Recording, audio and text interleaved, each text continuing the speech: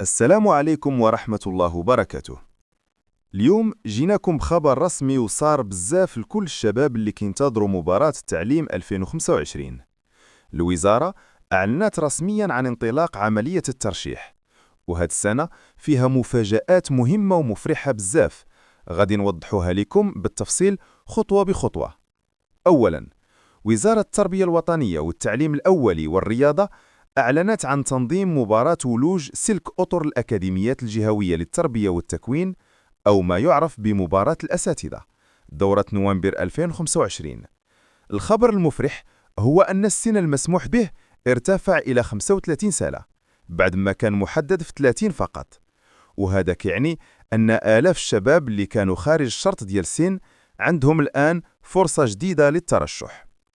تاريخ المباراة الرسمي: الامتحان الكتابي غادي يدار يوم السبت 22 نوفمبر 2025، أما التسجيل الإلكتروني فغادي يبدأ من الخميس 30 أكتوبر إلى غاية الجمعة 13 نوفمبر 2025 عبر البوابة الرسمية login.gov.ma. شروط الترشيح الأساسية: أن يكون المترشح من جنسية مغربية، التمتع بالحقوق الوطنية والمدنية، أن يكون خالي من السوابق العدلية، التوفر على قدرة بدنية تخول ممارسة مهام التعليم، وألا يكون مرتبط بعقد عمل مع أي مشغل آخر، وألا يتجاوز سن 35 سنة في تاريخ المباراة. بالنسبة للتخصصات: التعليم الابتدائي مفتوح أمام جميع حاملي الإجازات كيف ما كان التخصص ديالهم. التعليم الثانوي الإعدادي والتأهيلي خاص التخصص الجامعي يكون مطابق للمادة اللي غادي يدرسها المترشح. تخصص اللغة الفرنسية والرياضيات ضروري تكون الإجازة مطابقة للتخصص. الوثائق المطلوبة في ملف الترشيح: طلب الترشيح الإلكتروني بصيغة PDF، نسخة من شهادة الإجازة أو ما يعادلها، نسخة من بيان النقط الكامل، نسخة من شهادة البكالوريا، ونسخة من البطاقة الوطنية للتعريف.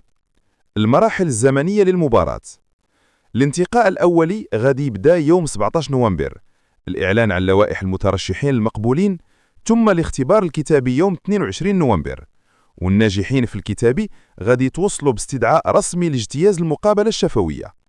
تنبيه مهم: حاليا الإعلان الرسمي يشمل فقط سلك أطر التدريس، أما باقي الفئات كالأطر الإدارية والملحقين الاقتصاديين فلم يتم الإعلان عنها بعد، وغادي يتم نشرها في بلاغ لاحق من الوزارة.